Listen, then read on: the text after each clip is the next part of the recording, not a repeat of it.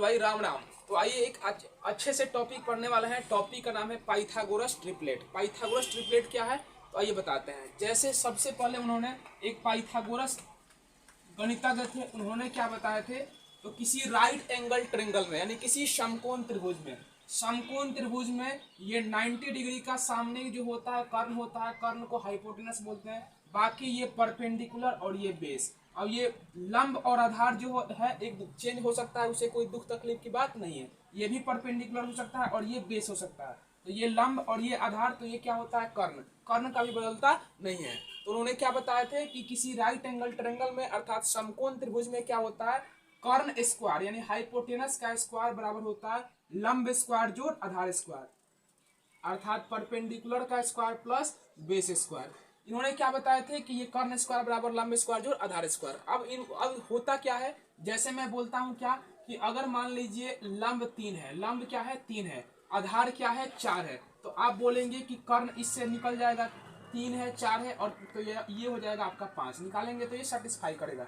अब ये होता कैसे है, अब ये बिना फॉर्मूला लगाए बिना पेन उठाए इसको एक अच्छे से ट्रिकली कैसे बनाएंगे तो इसको डिस्कस करते हैं। जैसे मैं बोलता हूं, जैसे मैं क्या बोलता हूं कि ये मान लेते हैं, ये है 3 मान लेते हैं लंब, 3 मान लेते हैं लंब, तो आधार और कर्ण कितना होगा तो वही हम लोग फाइंड आउट करेंगे। तो देखिए ट्रिपलेट निकालने की 2 विधि होता है। ट्रिपलेट निकाला जाता है 2 चीजों का, एक विषम संख्या अगर हो, जैसे यहाँ पे मैं बोलता हूँ 3 अगर लंब या आधार में से कोई एक हो तो कर्ण और आधार क्या हो जाएगा।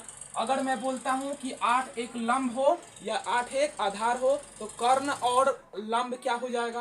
तो इसको निकालने का ट्रिक क्या होता है, तो अगर ये देखिए ये कौन सा है, विषम संख्या, ये क्या है विषम संख्या। तो विषम संख्या के लिए अगर 1 पता है तो 2 कैसे निकालेंगे, और सम संख्या के लिए 1 पता है तो 2 कैसे निकालेंगे। तो पहले विषम संख्या की जांच कर लेते हैं, निकाल लेते हैं। ये मान लीजिए 3 है, तो इसका अगर 3 लंब है, 3 क्या है किसी समकोण त्रिभुज में मान लेते हैं 3 क्या है लंब है, तो आधार और कर्ण क्या क्या हो सकता है इसकी चर्चा करते हैं जो ट्रिपलेट बनाता है। तो देखिए इसको कैसे निकालेंगे, तो 3 का करना है स्क्वायर, तो 3 का स्क्वायर कितना हो जाएगा 9, 3 का स्क्वायर क्या हो जाएगा 9।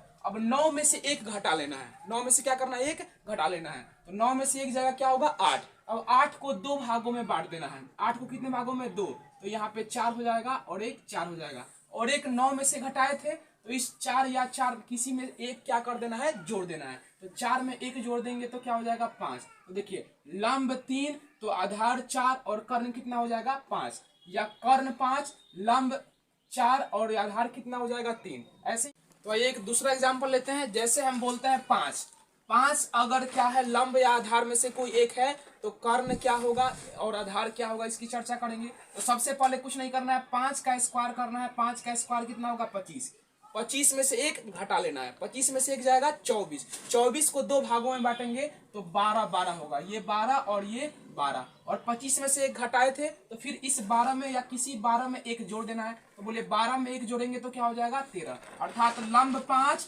आधार 12 और कर्ण कितना 13, या लंब 12 आधार 5 और कर्ण 13, क्योंकि लंब आधार बदल सकता है कर्ण कभी नहीं बदलता है। एक और एग्जाम्पल लेते हैं, ये विषम संख्या वाला समझ में आ गया होगा। एक और ले लेते हैं 7, तो ये देखिए 7 का ट्रिपलेट क्या होगा, तो देखिए 7 का स्क्वायर क्या हो जाएगा 49, 49 में से 1 घटा लेना है क्या हो जाएगा 48, 48 को 2 भागों में बांटेंगे तो क्या होगा यहाँ पे 24 और यहाँ पे क्या हो जाएगा 24।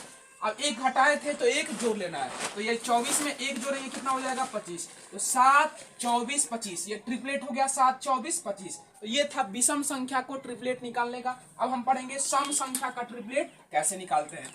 ये देखिए सम संख्या में बस इतना ही है, छोटा सा एक एक्स्ट्रा काम आपको क्या करना है। देखिए जैसे मैं बोलता हूं क्या कि 8 अगर सम संख्या है तो इसका ट्रिपलेट क्या होगा, तो देखिए 8 का स्क्वायर करना है आपको। सबसे पहले क्या करना है स्क्वायर, तो 8 का स्क्वायर क्या हो जाएगा 64। अब वहां पे स्क्वायर करने के बाद 2 भागों में बांटते थे, लेकिन यहाँ पे क्या करना है पहले 2 से भाग दे देना है। क्या करना है 2 से भाग देना है, तो 64 में 2 से भाग दे देंगे तो क्या हो जाएगा, तो आ जाएगा 32।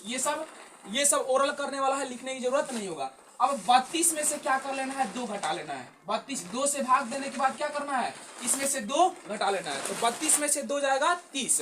अब 30 को 2 भागों में बांटेंगे, तो 30 को 2 भागों में बांटेंगे तो क्या हो जाएगा 15, और यहाँ पे क्या हो जाएगा 15। अब देखिए 2 घटाए थे तो 2 फिर से क्या करना है, जोड़ देना है। तो 15 या किसी में से 2 जोड़ लीजिएगा, तो 15 क्या हो जाएगा, 15 2 क्या हो जाएगा 17। तो ये हो जाएगा 8 15 17। और एक एग्जाम्पल लेते हैं, जैसे मैं बोलता हूँ 12 एक मान लीजिए है, तो इसका बाकी 2 ट्रिपलेट क्या हो जाएगा। तो यहाँ पे देखिए 12 का सबसे पहले क्या करना है, स्क्वायर करेंगे। 12 का स्क्वायर 144, 144 का आधा करेंगे, तो 144 का आधा कितना हो जाएगा 72। 144 का आधा कितना होगा 72। अब 72 में क्या करना है, 2 घटा लेना है। 72 में से 2 जाएगा कितना हो जाएगा 70। 72 में से 2 जाएगा कितना होगा 70। तो 70 को 2 भागों में बांटेंगे, 35 और साथ में कौन सी 35। 72 में से ये 2 घटा लिए हैं, तो 2 घटा लेंगे तो कितना हो जाएगा 70। 70 को 2 भागों में बांटना है, 35 और 35, और 2 घटाए थे तो फिर 2 जोड़ देना है। तो 35 2 कितना हो जाएगा 37, मतलब 12 35 37, 12 35 37। लास्ट एग्जाम्पल लेते हैं, जैसे मैं बोलता हूं, यहाँ पे एक और एग्जाम्पल लेते हैं, जैसे मान लेते हैं 14। कितना होगा 14। 14 का ट्रिपलेट क्या होगा, तो सबसे पहले आपको करना क्या है, 14 का स्क्वायर 196। 196 में 2 से भाग देंगे। 196 में ये आपको पेन से भाग देने की जरूरत नहीं है। 196 में 2 से भाग देंगे, कितना होगा 9 2 9 18 और 2 8 16, 98 हो जाएगा। कितना होगा जी 98। अब इस 98 में से क्या करना है, 2 घटा लेना है। 98 में से क्या करना है, 2 घटाना है। तो 98 में से 2 जाएगा क्या होगा 96। 96 को 2 भागों में बांटना है। 96 को कितने भागों में, 2 भागों में। तो 96 का 2 भागों में कितना होगा 48 48, यानी ये हो जाएगा 48, ये भी कितना हो जाएगा 48। और 2 घटाए थे तो 2 ऐड कर देना है, मतलब यहाँ पे क्या हो जाएगा 48 2 50। तो ट्रिपलेट हो गया 14 48।